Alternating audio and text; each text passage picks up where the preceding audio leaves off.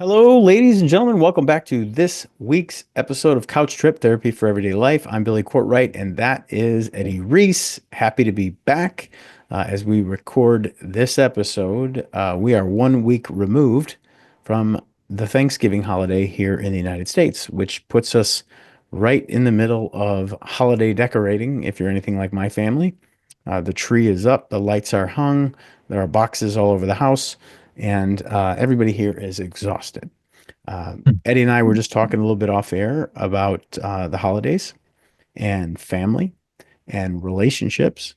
And the reality is, and I think there's a lot of people out there that would agree, that the holidays and family aren't always the most joyous time of the year for some folks. And Eddie's got a lot of experience in relationship counseling, individual counseling, relationship counseling, all kinds of counseling. And it's kind of a relevant topic to dive a little bit at this time of year because we would imagine that some of our listeners or viewers might be experiencing some anxiety, certainly some angst, or maybe some doubt.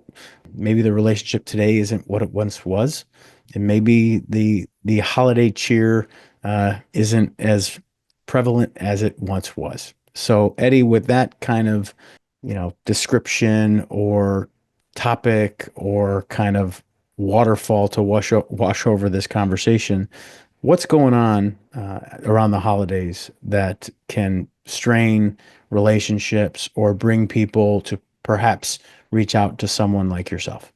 What doesn't about the holidays? I mean, pretty much everything about the holidays stresses people out, with the exception of the kind of Norman Rockwell fantasy of what it's supposed to be, which is sort of the center of the stress in a lot of ways.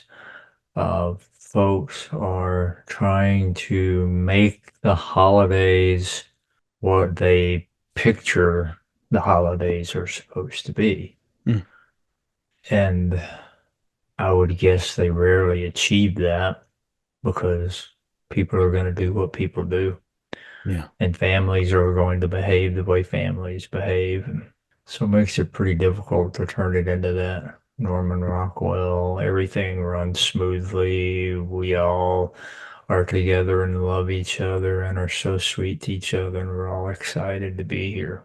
That's generally not the case. Right. And with all the pressure to buy presents and get the right gift, and who do we get gifts for and who do we not, and did they get anything, and oh my God, we gotta send out the annual Christmas card, and we gotta get the house decorated, and then we gotta get the fake house set up for people to show up, and what are we gonna make? Yeah, full disclosure, I'm an outlier with all of this. I was a teenager, late teens, maybe, when I moved out of the house and, living on my own, and Christmas came around, and I contacted everybody I knew, and I said, don't buy me a Christmas present, and I'm not going to buy you one. And that's one more you can take off your list. I'm just not going to participate in this madness. Yeah. And that's the way I've been. Yeah. If I want to buy somebody something at some point, I will. Right. Doesn't have to be a holiday. My wife and I do the same thing. We might get some little fun something for each other, but our Christmas gift this year is a new heating and air conditioning unit, so yeah, $10,000 Christmas gift. That's pretty sweet. So Yeah. Yeah. thank you, Santa. Right. Um, I have a very different perspective when clients come in and talk about this. Common problem is, if you take your typical couple, this person has their family, this person has their family. So if they both want to be with their family on the holidays, there's usually a lot of tension about how do we pull that off. Do we go to both places? Well, they're 50 miles apart, or they're four states apart, or so and your mom hates me, and I can't stand your brother, and your uncle's gonna be there drunk, and so Yeah. and I say, what I say to them, I say, well, let me ask you, you're talking about visiting these people. How often do you visit them because you want to go see them?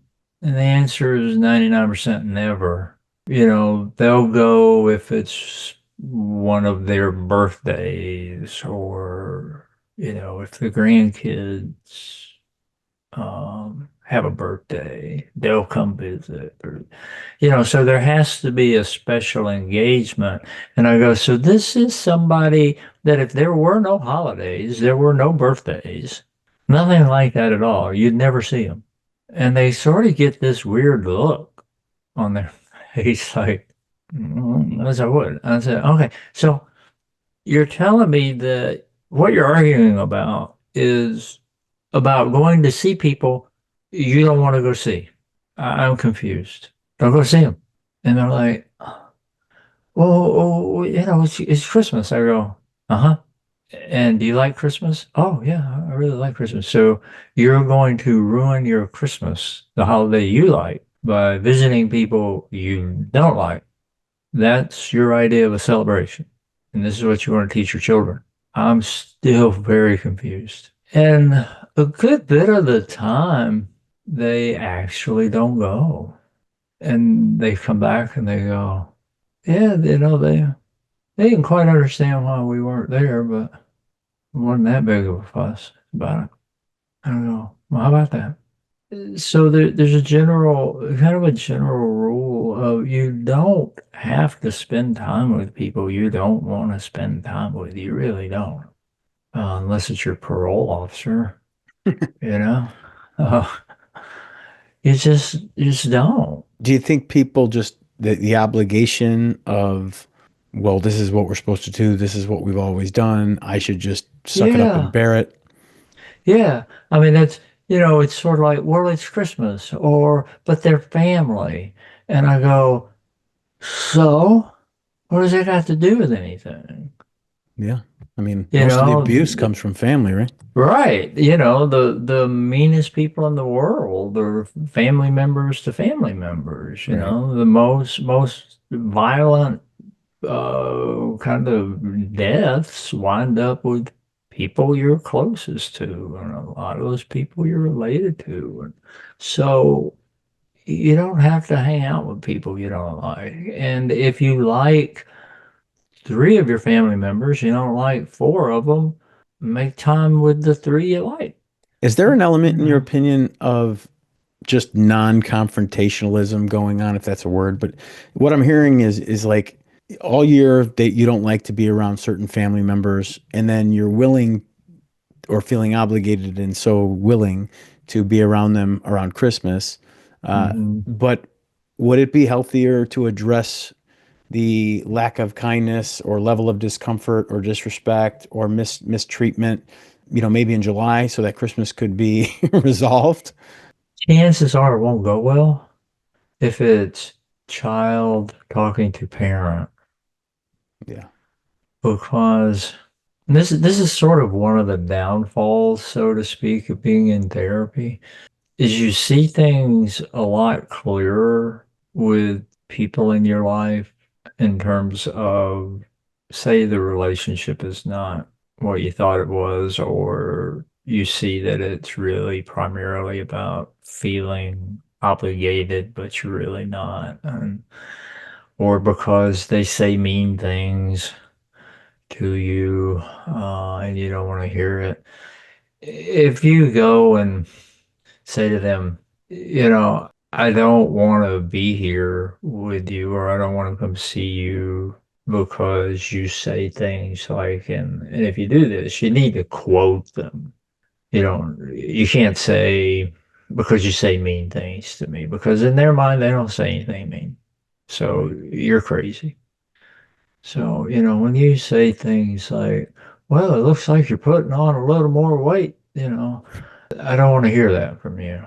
I've never heard of a story where anybody went, okay, so you're going to get into a mess with them that probably is not going to turn out real well. Right. You can sure try. And every now and then I've actually had relatives or siblings, whatever, parents actually agree to have some sessions with, my client. I once saw 3 generations, Oh, wow. which was awesome. Went really well. But on your own, it's a lot trickier. I Yeah. generally don't recommend it.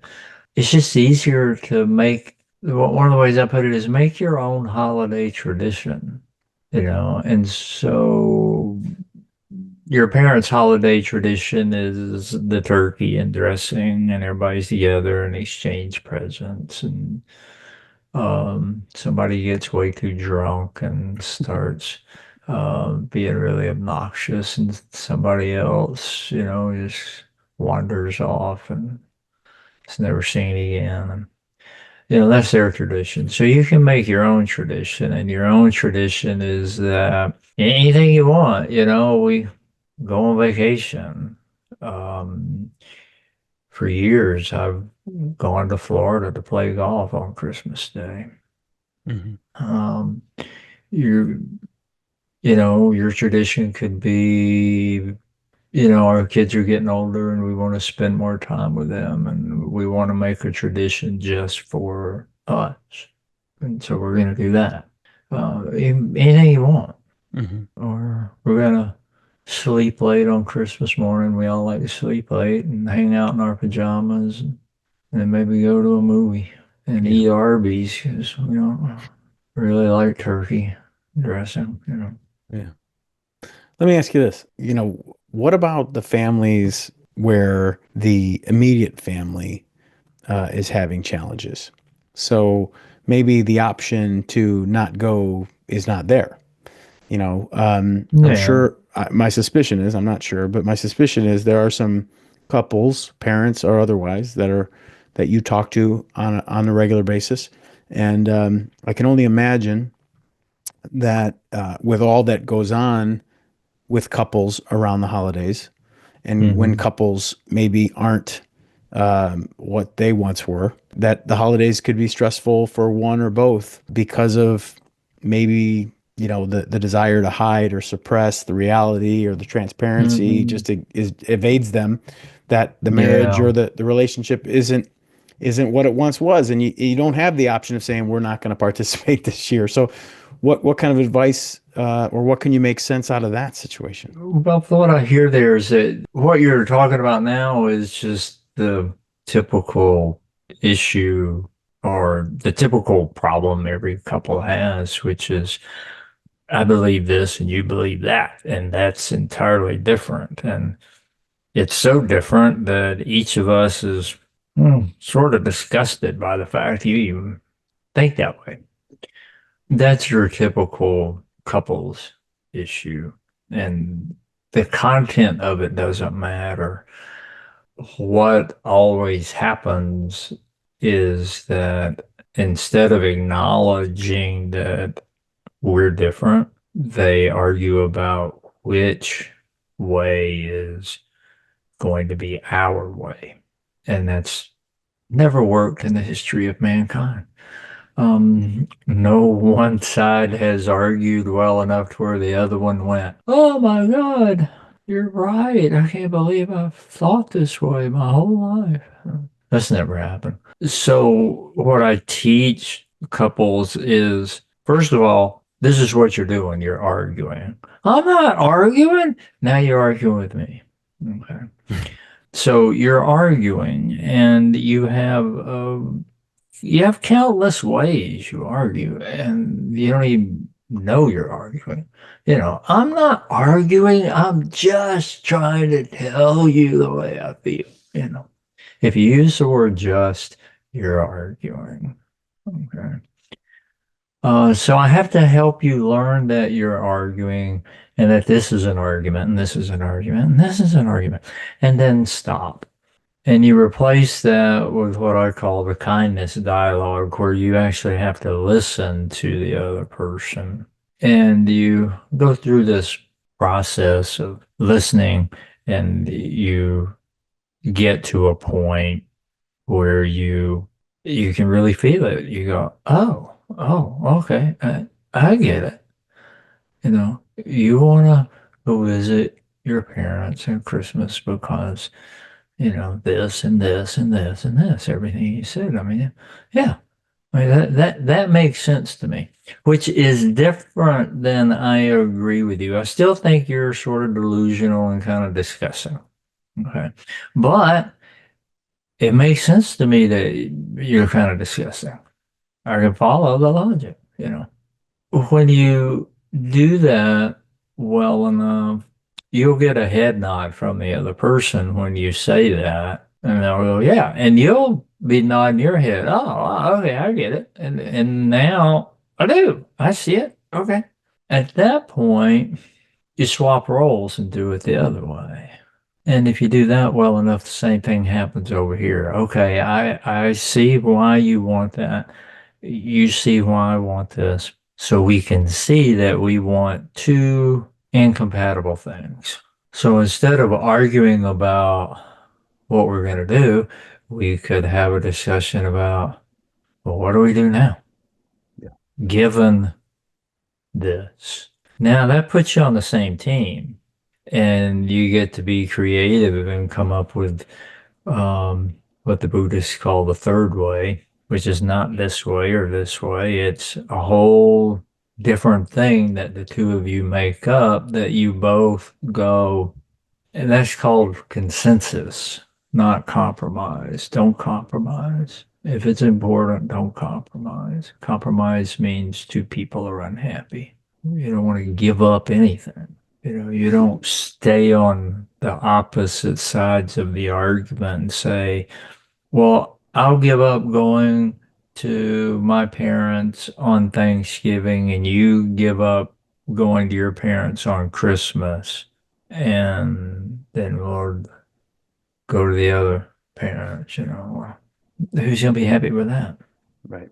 But it seems fair, but I don't want fair. I don't care about fair. I'm not here to be fair. I'm here to get what I want. So you work out that third way. But we're not taught that. Our culture teaches us constantly that you get what you want by going out there, getting it, man. It's this very aggressive fight for what you believe in. Don't back down. The message is that if you fight hard enough, argue hard enough, well enough, the other person will eventually agree with you. But I don't see that happening. It's interesting. So I don't know why my brain went here hearing you, but and I had to actually Google it to make sure I remembered it correctly, and I did. But there's two things that unfortunately, or maybe fortunately, depending on how you look at it, occur around the holidays in much greater frequency. Mhm. One is tragic, and it's suicides, Suicides, yeah. and two, divorce. Uh-huh. I mean, January, Yeah. according to Google, is known as divorce month because it's the Yeah. month when divorce filings increase after the Hmm. holiday season. And Valentine's Day is right there with it. Right. So Valentine's what's Day is when people break up because I got better pictures and words. You turn the heat up, and when you turn the heat up, if you can't handle it, it's gonna crack. yeah, And that heat being an event that brings these differences out in a way that you can't avoid them which is what you've been doing all along, in order to get along, and not make waves. So, in my mind, people get divorced, they break up, they get away from each other, because they're like, I can't spend another holiday season with your family. You know, I can't spend another holiday season with you running around like a crazy person, barking orders to everybody, putting us all on a schedule that's impossible so that we'll be happy. Yeah. I'm not doing it again. You know, Valentine's Day, a lot of breakups right at Valentine's Day because it's like I cannot buy another romantic gift for somebody I have no romantic feelings for Right. ever again, Yeah. you know? Yeah. They're give a damn broke. Yeah. And so th this leads to, okay, how do you how do you sustain a long-term committed relationship? And the answer is you turn the heat up. And then you learn to be with each other in a way that promotes intimacy instead of difference. The way most people handle the heat creates distance. And if you can't come through the heat and feel closer, then you're not doing it right. Yeah. And wow, you know, and that seems like a kind of a simple concept, but there's so much more to it. Because you can't even begin to do that unless you truly have deeply explored who you are as a person, what you really, really want, and what you really don't want. I went to a workshop one time. I wish I'd thought it up because, well, you don't have to do anything as a facilitator. You get the people in the room and you pair off with somebody for, I don't know, it might have been 15 minutes, a half an hour. And one person, the two people look at each other and one person goes, "What do you want?" And the other person's answers, "What do you want?" And they answer, "What do you want?" They answer, "What do you really want?" They answer. That's all you do. The whole time you're sitting there. And then you swap roles and you do it back the other way. And I tell you, man, there was a lot of folks screaming and crying and having some pretty heavy duty realizations after I think about 3 hours of what do I really want? Um, Most of us really don't know. We think we know. We think what we want is that new shiny thing, but you really don't. And so you're never going to find what you want if you don't even know what it is. And it's not something like I'll know it when I see it. No, you won't, because you don't know what it is. And so this is all of this comes into play in the holidays. Somehow, some way, don't ask me how. I just knew I did not want to participate in buying and getting presents. I just didn't. And I said it, and nobody to my recollection went, "Oh, but I really want to buy you something." I think they were glad to knock another name off the list, you know. Right. Um, so the holidays turn up the heat about as well as anything other than things like a serious illness, you know, childhood cancer, Mm. things like that. Um, and so you again, you've got to be able to go through things that are, for whatever reason, going to turn that heat up for you. And the holidays generally do that. I mean, I remember maybe the first time was around Cabbage Patch Dolls, maybe, where, you know, store would open and people were literally being crushed to death. Yeah.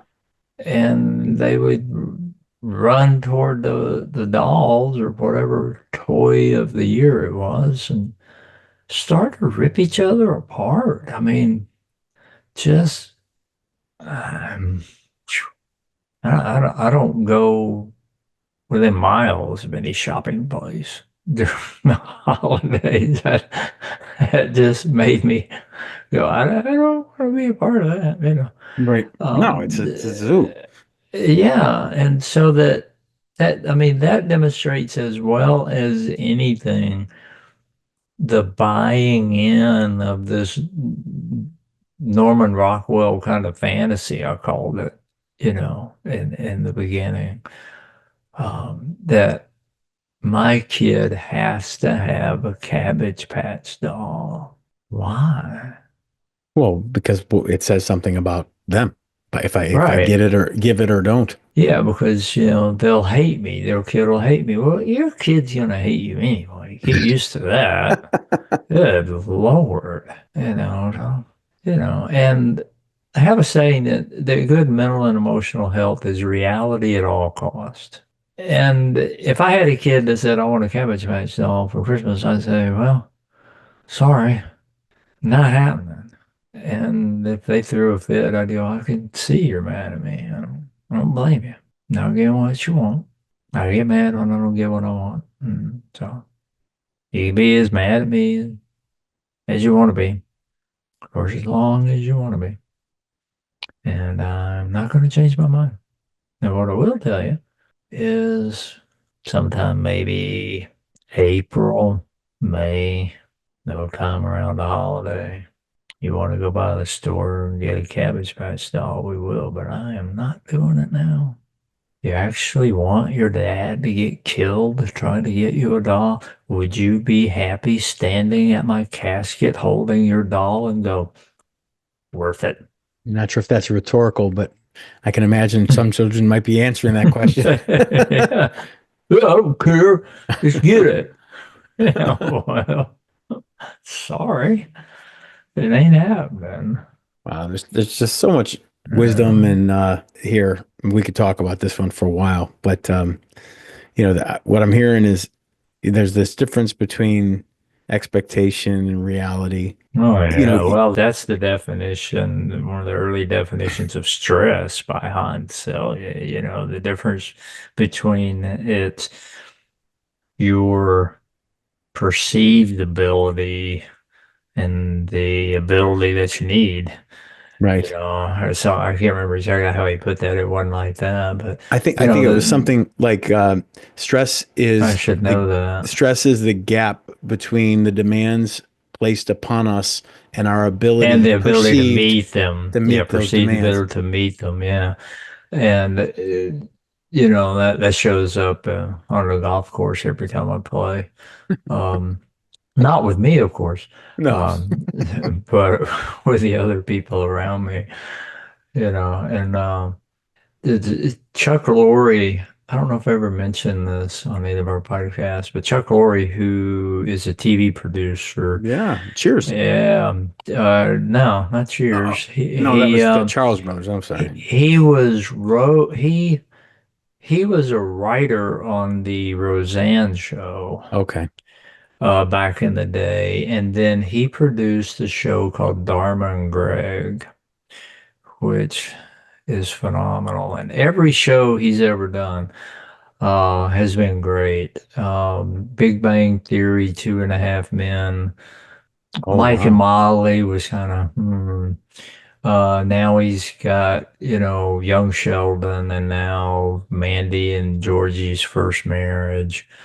Is his new one. But anyway, he writes what are called vanity cards. And back in the Dharma and Greg days, with the VCRs, I watch the show and the show ends and you could see a blip on the screen. And I'm like, what was that? So I had to go back and freeze frame it to find it. And it was vanity card number one.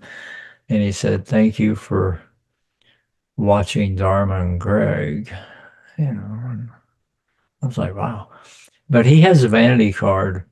To summarize it, it says that, and he says it very eloquently, it's worth looking up, that if you're irritated at all, it's because the world is not acting in a Chuck approved manner. That's the way he wrote it. If I get mad, it's because the world is not behaving in a Chuck approved manner. And that's just so true about any outrage, any mild irritation, anything that gets you like this is because something's going on that you deemed not supposed to happen. Right. You know, and you're not behaving the way that I think you should behave, you know. Well, people are gonna do what they do. Yeah. So you're shocked. And, every now and then I'll play with a guy a few times and I'll feel a little more comfortable to say something to him. And, he hits a shot and he's just all upset. And I'm like, you're really not as good as you think you are. Just look at me, and I go, I've played with you, what, 3 or 4 times now? You had a lot of shots like that. I'm not shocked by it. Wow. I wonder why you are, Right. you know. Yeah. And then, if he's willing, or he doesn't hit me with a golf club, it, I'll explain this thing. Your expectation of what you should be able to do is way higher than your ability. Yeah. Well, in a lot of areas. I mean, Yeah. expectations being the seeds of future disappointment. Yeah. I mean, if, I'll hit a good shot, and if the guys I'm playing with, they go, wow, that was great. And I go, nobody's more shocked than I am.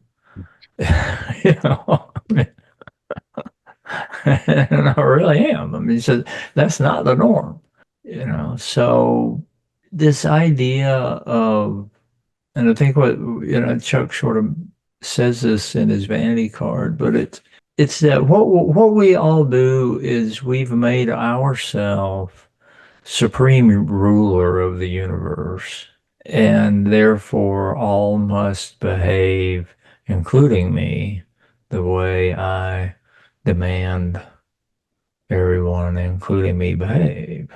And if they don't, they will catch my wrath. Well, I mean, really? I don't know how that could be true because I'm the supreme ruler. So I don't know how you think you are, you know. But we all think that in some way, shape, or form. Otherwise, we would never get upset. Yeah, that's not reality. Yeah, I mean, I spent a lot of time playing golf, really working on that to where I hit a shot that I don't like, and, I hit the ball over in the trees. And a good bit of the time, I just wave at it, and I go, I love that ball, or hit a shot way over there, and hole is way over there. And I'm gonna go, this is gonna be awesome when I knock this in. Instead of, I can't believe it. Yeah. How do we do that at the holidays? Because the holidays stress us, as we call it, because we have this fantasy that since we are supreme ruler, the holidays have to go exactly like this. And anything outside of that isn't slightly off. It's a freaking tragedy. Right. Okay, so it's very all or nothing. We get really all or nothing, and then it's very much a child part of us to where you read a kid a book at night that you've read 100 times, and you're tired and you try to skip a page, and they're not gonna let you. It's all or nothing. You're gonna read the whole thing, or I'm not gonna be happy. And so it is a real child place of everything has to be perfect. No, it doesn't. It really doesn't. I'll ask this question in a lot of different situations. With a golfer, I go, why do you play? Oh, it's fun. Are you having any fun? I don't think so. So why are you celebrating Christmas? A lot of people don't have an answer to that. They really have never thought about it. Well, it's the holidays. Okay. Today's Wednesday. So, who said you gotta go crazy and make everything perfect? Because it's the holidays, or it's just holidays are a time of celebration, I think. So, how would you like to celebrate? Yeah. And what are we actually celebrating? And what are you celebrating? You know, if it's, well, I'm a Christian and it's a Christian holiday. Okay. Oh, go to church. Go home. I gotta celebrate by buying somebody's uncle's brother or sister-in-law a present. That's how you celebrate the birth of Jesus. What would Jesus do? Yeah, therein lies the di that well, Yeah. you're touching on it. That may be the third rail, but there's that Yeah. therein lies the dichotomy of Christmas or Hanukkah or Kwanzaa or Kwanzaa. Yeah. Ramadan I or mean, whatever it is. it's It's the societal, cultural, national version of, Coca-Cola and right. Santa Claus, and then it's the religious connotation and where Yeah. those come together. And Yeah, exactly. The guy that drew that iconic Santa Claus for Coca-Cola, the first one who lived here in Atlanta. yeah, Um, and and it's awfully narcissistic to go, it's Christmas time. No, not if you're not a Christian. right, It's not Christmas time. Christmas time for you, not right. me. It's a winter solstice for everyone And else. right, why don't you celebrate my holiday? Oh, it ain't about your holiday. Right. Man. So, gosh, there's just so many different ways I think that all of this comes at us, and we're really not equipped to pull it off. Eric Sebright said the number one industry in this country is the creation of anxiety. Yeah. Um, and I mean, he said that, I don't know, 40 years ago. He's been gone for a long time. And I think he's right, because the anxiety is created to get you to buy, and you'll make money so you can buy, and so you can celebrate. You know, can you celebrate without money? Uh, that would be hard for a lot of people. Yeah. You know, how about we get together as a family and everybody likes ham sandwiches?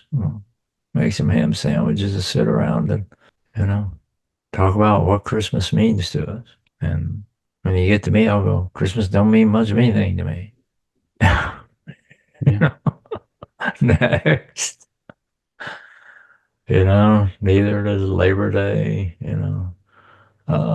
neither does, this day, that day. I work a schedule that's all my own. So people get excited about, all the Monday holidays because they get 3-day a weekend. 3-day weekend. And I'm like, I have sort of a 4-day weekend every week, 4.5. I don't even know what the holiday is because I'm not paying attention and I should, because what it really means is it's going to screw my schedule up. Right. That's No. Christmas screws my schedule up. Thanksgiving, New Year screws my schedule up. That's what it means to me, It means somebody's gonna wind up giving my wife a gift card to Honey Baked Ham, which is awesome. So thank you. That's what it means to me. Well, I can tell you, Eddie, I think it's a little bit refreshing. We started this episode just talking about the reality behind what the holidays maybe, I don't even know what the likelihood is, but for a lot of us, it's not the most joyful time of year. It's a lot of stress, it's a lot of No, it anxiety, and is. it's a double underliner, maybe a light shined upon a relationship that maybe has seen its best days. and Hmm. the questions that we face as to whether or not we move forward status quo or finally make a change, whether that change is a conversation or a confrontation or perhaps a consultation with someone like you. The reality is, hearing you talk about with such great transparency and matter of factness, what the holidays mean to you, I think it's refreshing in the fact that, much of the pressure that we're feeling is self-induced. I mean, we're Hmm. putting this on ourselves to Right, maintain some level of preconceived outcome or behavior, right. uh, Yeah. which, to your point in earlier episodes, was placed upon us by marketers and corporations. Hmm. And what I heard you say, and what I'd like to kind of close upon, is maybe we should give ourselves a little bit of grace and Hmm. have the conversation, because you just said something pretty wise, which was, what does Christmas mean to you? And you mentioned Labor Day and Thanksgiving and other holidays, and maybe there's a holiday or an event or an experience that means a heck of a lot more. And I think it probably, I'm sitting here listening to you and I'm asking myself, like, what's my wife's favorite day? Like, what's my wife's favorite thing?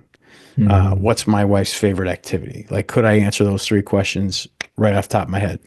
And we could certainly look at what we like about Christmas and what we don't, and what we like about Thanksgiving and what we don't, and whether or not we Right. like giving gifts or not, or going out and trudging through the in some places in the country, snow and bad weather, to go sit in line at a crowded mall with a bunch of cranky people Hmm. who are just dying to get out of there. Yeah, it's a lot. So Yeah. thank you for kind of showing us that you can go your own way and look inward and say, hey, what would make me happy? So the last question I'll have, and I'll give you the last word, is, for the folks that are listening right now, that they're maybe a little bit lost or maybe a little bit troubled, and they've just survived Thanksgiving, and now they're looking at the next 4 weeks of holiday gatherings and New Year's and gift buying and giving, and the chaotic schedule that you referenced a little bit ago. And for those that are just, they need help. They're Hmm. just, maybe they're looking to the bottle, they're looking to other things, they're looking to escape, they're looking to quiet the noise or ease the pain. Do you have any advice for the people out there that are just sitting there right now and they're asking themselves, am I going to make it? The first thing that came to mind when you started talking was that I don't want to come off in any way that says the way I look at all this or the way that I do it is the way anybody else should do it. What the message really is, as you said, go your own way. Listen to Fleetwood Mac. Or be Um, authentically true to yourself is what I heard. right. What do you want? What do you want? And one of the joys, if you can find it, of being a grown up, which I know as children we all longed for. I'll grow up. Well, you're grown now, so if you want, stand in front of the refrigerator and with the door open and stare into it. Sit 3 inches away from the TV, run through the living room with scissors. You can do that. You know. So if you want to escape, to get to your question, okay, but you don't have to escape in a way that's self-destructive, because that's not escape. That's self-destruction. You can say no, you really can, and that's one of the hardest things for people to say a lot of times. And quite often I get my clients to, I'll say, what I want you to do is I want you to start saying the word no in as many ways as you can think of saying it. And most of the time, all they can do is get sort of a real meek sort of no, keep going.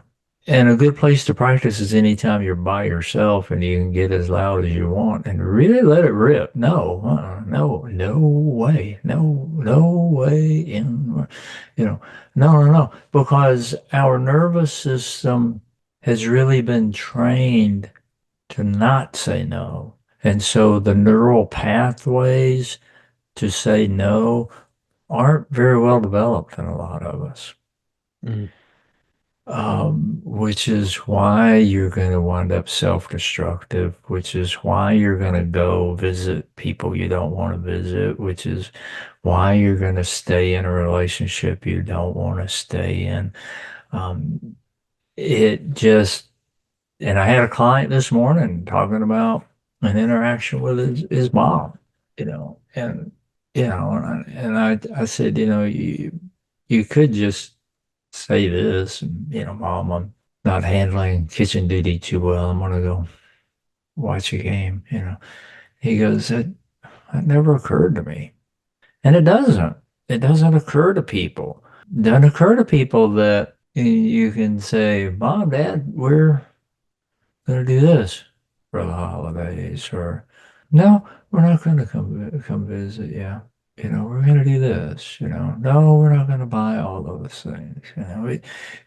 No is a huge part of the path to freedom. And freedom is a pretty good way to put what it is most of us really want that we don't know we want. And if we ever think about it, we think what we mean is nothing will bother me. Well, that's not freedom. That's just being dead. Um, so the trick is to have things that will bother you and then know what to do with them. Like, I want this, they want that. Know what to do with that so that it brings you closer together. You feel more connected. You feel, a freedom to find a way through difficult times that you come out going, okay, that was awful. And it's better now, or I learned something, you know, and live your life. That's another thing we all really want. I want to, what was I want to be me, you know, but you got to go and find yourself. You got to go find out who you really are because we get so much pressure. And I think I've said this before, the E. Cumming poem of to become yourself in a world that works night and day to turn you into somebody else is the hardest battle you'll ever fight and have to keep fighting. And that's so much of the meat of what we're all looking for. How do I really be me? How do I learn that this is me? How do I express that this is me? How do I do that as freely and openly and relaxed as I possibly can? And the pressure of the holidays is a great example of what Cummings is talking about, man. I'm going to turn you into something out of a Norman Rockwell painting. And you go, I don't really want to. So, to those folks, reach out to somebody who will allow you as best they can to be you and go be you with them and allow them to be them. And if you have nothing to celebrate on Christmas, celebrate something that doesn't have anything to do with Christmas. Celebrate the fact that you got a good friend there with you. Um, Celebrate the fact that somehow, some way, without any decent training, you've made it this far. You know, there's a Fanny Flagg quote I wish I could readily pull up from one of her books. Poor little things. They're dropped into this world with no idea what they're supposed to do or how they're supposed to do it. You know, Yeah. and then that's us. And so we're all muddling through as best we can. So be patient. And I like the idea of the holidays, of being kind and generous and caring. I mean, I do, Goodwill towards um, men. yeah, and I do take that time to give a chunk more of my charitable contributions away at this time of the year because Yeah. it just that feels like a good way to end the year to me. And you can make your own tradition. Yeah. And then you can change it if you want to. Yeah. You really can, you know. Well said, my man. I'm telling you. Bookmark this one, ladies and gentlemen.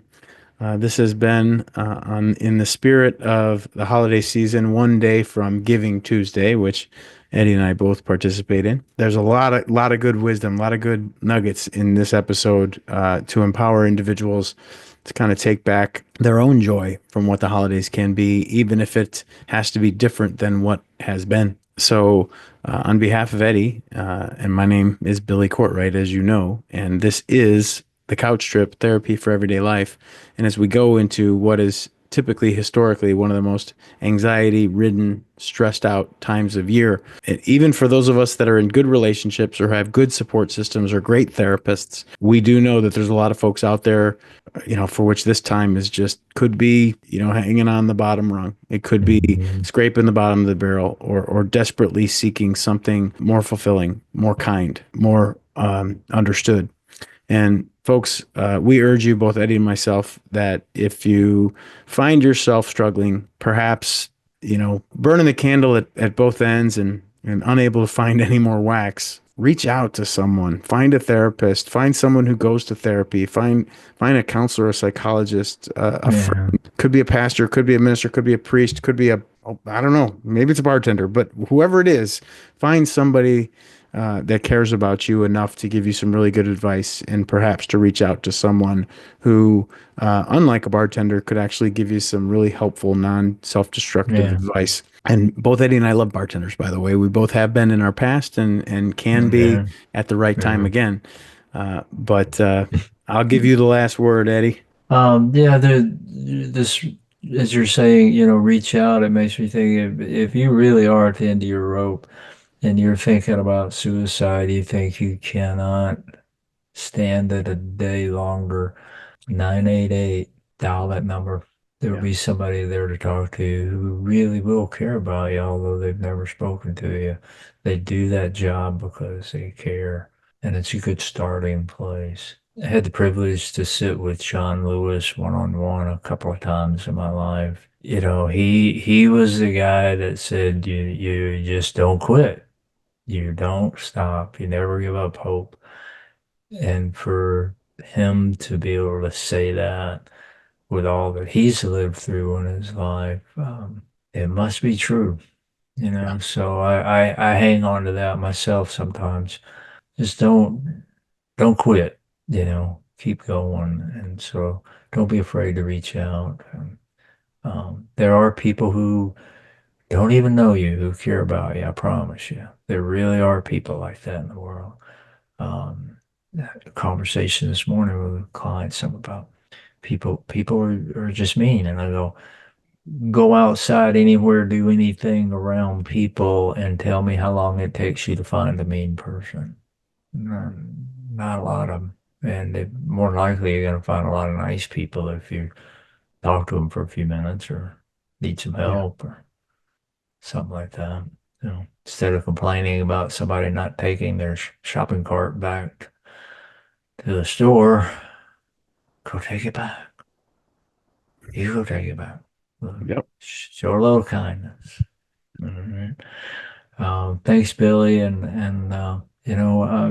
as always, I hope everybody has a good next few days, weeks, months, and years, no matter what the date on the calendar is. That's right. And we look forward to talking again next week, ladies and gentlemen. This has been the pre-holiday edition of Couch Trip and Therapy for Everyday Life. That's Eddie. I'm Billy, and we'll talk to you again soon.